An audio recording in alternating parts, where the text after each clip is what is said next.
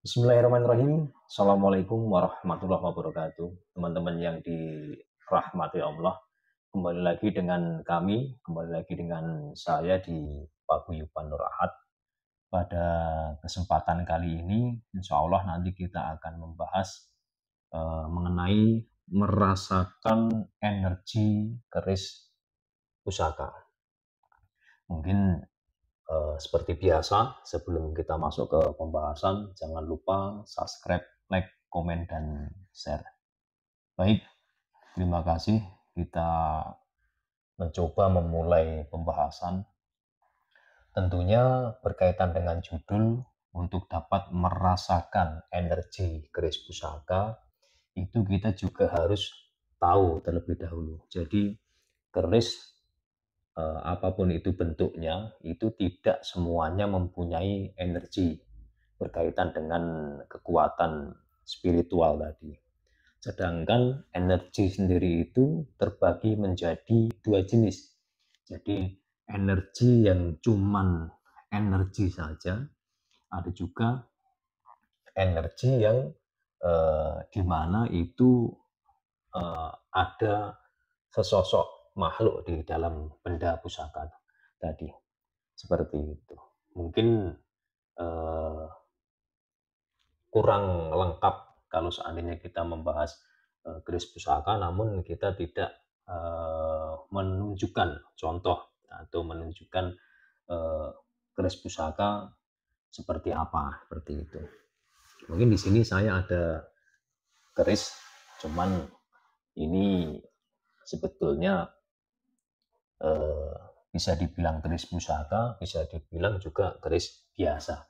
Kenapa saya bilang keris biasa? Mungkin dulunya memang ini benda ini ada energinya dulunya.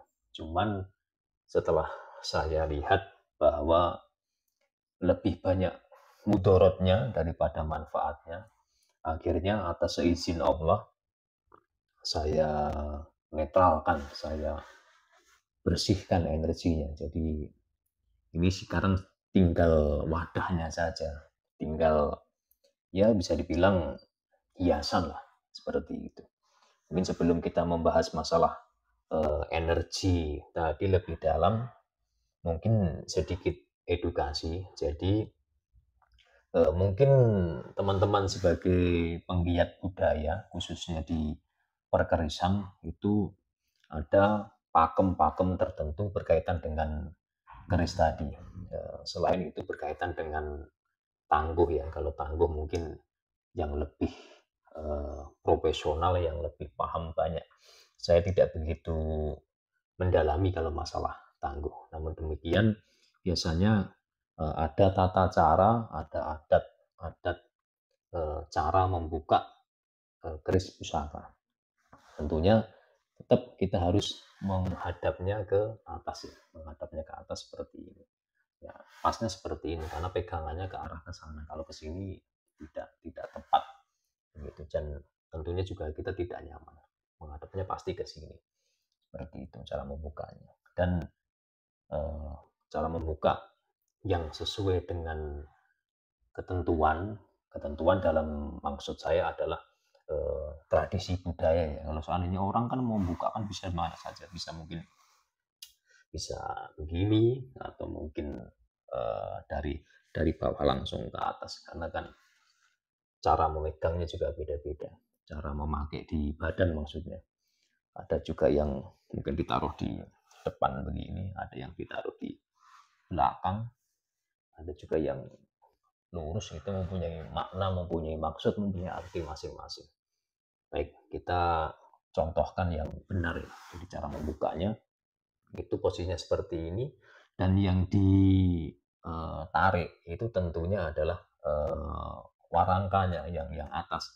Jadi yang atas yang kita tarik keluar begitu. Jadi bukan bukan sebaliknya, bukan eh, dari bawah, bukan pusakanya yang kita tarik begitu, namun warangkanya tarik ke atas. Jadi ini tidak bergerak. Kalau nutup pun demikian juga sama, seperti itu. Itu mungkin ada filosofinya, namun saya tidak jauh membahas ke sana, walaupun sedikit banyak mungkin saya juga tahu maksudnya seperti apa kan begitu. Jadi sebelum saya menuturkan cara merasakan energi pusaka tadi berkaitan dengan pusaka, itu kita harus bisa mempunyai konsen tinggi terhadap benda, terhadap pusaka. Tadi suatu contoh, kalau kalau saya ilustrasikan benda ini atau keris ini mempunyai energi pusaka, itu saat buka biasanya praktisi atau penggiat budaya itu ada juga yang membuka caranya demikian. Jadi ini dibuka dulu begini, ini terus ditanting ke belakang seperti itu. Tujuannya adalah biar pancaran sinar energi dari benda pusaka tadi tidak langsung menabrak orang yang membuka. Jadi waktu dibuang ke belakang itu sinarnya atau pancarannya hilang ke belakang begitu. Contohnya seperti itu. Oke, kita mencoba menjelaskan bagaimana cara merasakan energi keris pusaka. Saya ilustrasikan saja seandainya ini masih ada isinya, namun karena sudah saya netralkan ini sebagai gambaran saja. Jadi tentunya setelah kita buka begini ya, itu tentunya ini maaf ya sebelum saya lebih jauh, tentunya ini bagi pemula atau orang yang awam dengan energi pusaka. Kalau seandainya orang yang sudah biasa bersinggungan dengan energi pusaka, hal-hal yang demikian ini tentunya sudah tidak berlaku. Karena juga itu ada tingkatannya. Jadi kalau orang yang sudah paham energi pusaka, tidak perlu dilihat saja dia sudah bisa mengetahui itu ada isinya atau tidak. Namun isi di sini berkaitan dengan isi yang berbentuk makhluk. Namun kalau itu berkaitan dengan energi, ya tentunya harus dipegang. Tentunya harus dipegang. Dan dipegang pun sebetulnya kalau orang yang sudah paham, sudah bisa merasakan, mempunyai kepekaan batin yang tinggi, itu tidak perlu dibuka. Jadi tidak perlu dibuka seperti ini, itu sudah bisa merasakan benda itu ada energinya atau tidak. Seperti itu. Namun bagi seorang pemula tentunya tetap kita sandarkan semuanya kepada Allah, Zat yang maha segalanya seperti itu. Saat kita mau membuka ya, kita mulai dari awal. Saat kita buka begitu, sebelum kita buka tentunya kita sandarkan semuanya kepada Allah. Kita mohon perlindungan kepada Allah, mohon untuk dapat ditunjukkan energi atau bisa merasakan energi yang ada di dalam benda pusaka. Kita buka, terus apa ini, ibu jari ya, ibu jari kita itu kita tempelkan di bagian tengah begini, di bagian tengah begitu. Terus setelah itu kita arahkan ke bawah, ke tanah. Ini tangan kiri kita bisa pakai buat tahanan tangan kanan kita seperti itu. Kita arahkan ke bumi atau ke tanah. Jadi, tapi jangan sampai ujungnya itu jangan sampai menyentuh bumi. Kita kasih jarak paling ya antara seitulah, sejari caranya. Jadi ada jarak begitu.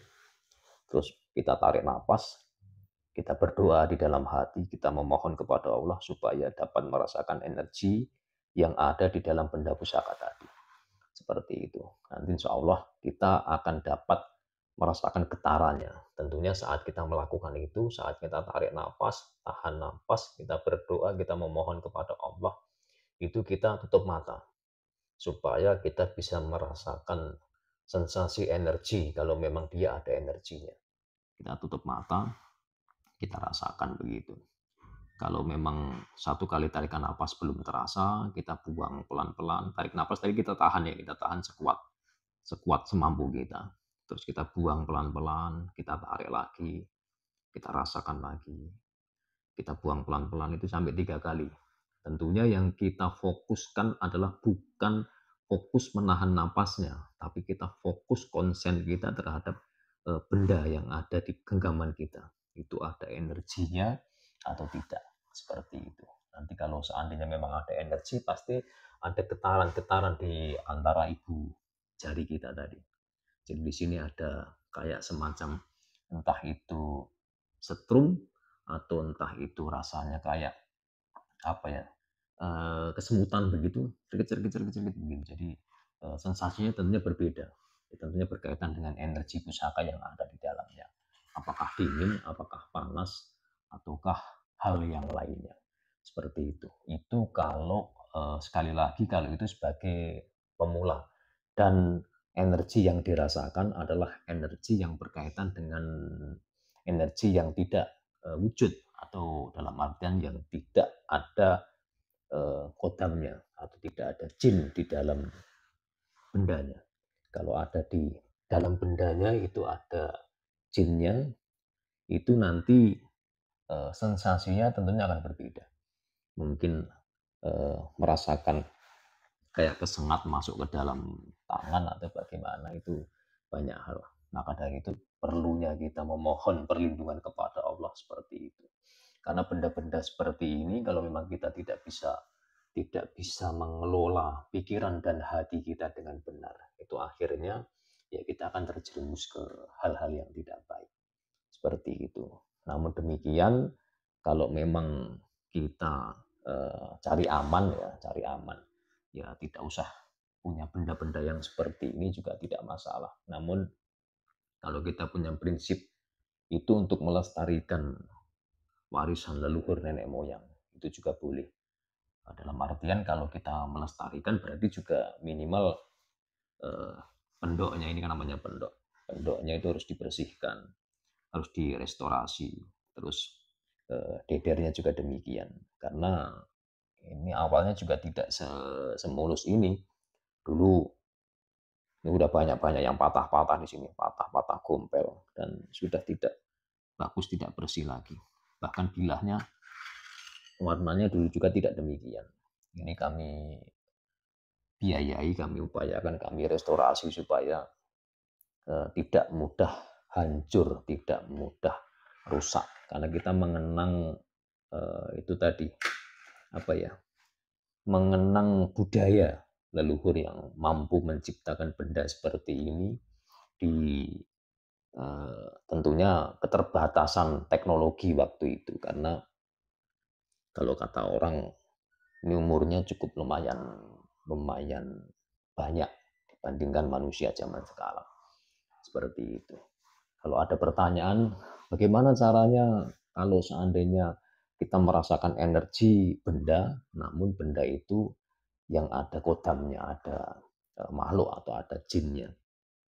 Ya tentunya ada trik, ada caranya tersendiri. Selain itu, belajar spiritual orang awam pun bisa merasakan seperti itu. Namun saya sarankan lebih baik tidak tidak usah memburu benda-benda yang seperti ini kalau kita tidak punya niat yang baik. Baik dalam artian tauhid kita ya. Makanya kan semua itu tergantung niatnya, ibadah tergantung niatnya. Inna malu niat. Jadi ya amal ibadah itu tergantung pada niatnya. Niat kita apa dari awal untuk punya barang seperti ini. Kalau ada terselip sedikit saja di hati kita mempercayai bahwa ada kekuatan lain di benda ini, itu mendingan jauhilah, karena itu bisa menggelincirkan tauhid kita. Itu suatu hal yang tidak baik. Seperti itu. Mungkin itu. Terima kasih. Mungkin di lain kesempatan saya juga akan mencoba menjelaskan berkaitan dengan mustika badar besi. Maaf, bukan badar besi, mustika badar emas. Jadi banyak yang menyampaikan kalau mustika badar emas itu tidak ada yang asli, semuanya palsu, atau image-nya itu sangat sulit didapatkan atau lain sebagainya. Mungkin nanti kita coba jelaskan yang asli seperti apa. Mungkin seperti itu saja. Perlu diingat bahwa apapun itu bentuknya, barang apapun itu tidak bisa memberi manfaat, tidak bisa memberi syafaat, bahkan tidak bisa memberi mudarat tanpa izin oleh Allah Subhanahu wa taala. Jadi benda-benda seperti ini itu bagi saya pribadi, kita sesama makhluk ciptaan Allah yang beriman ini hanya benda budaya, sebagai pengingat kita bahwa leluhur kita itu bangsa yang besar dan mempunyai keinginan untuk maju dari zaman ke zaman seperti itu. Yang terakhir kali saya ingatkan bahwa kebenaran yang hakiki, kebenaran yang hak itu hanya mutlak milik Allah Subhanahu wa Ta'ala. Maka dari itu, apabila ada salah ucap kata saya mohon maaf yang sebesar-besarnya. Akhirul kata, wassalamualaikum warahmatullahi wabarakatuh.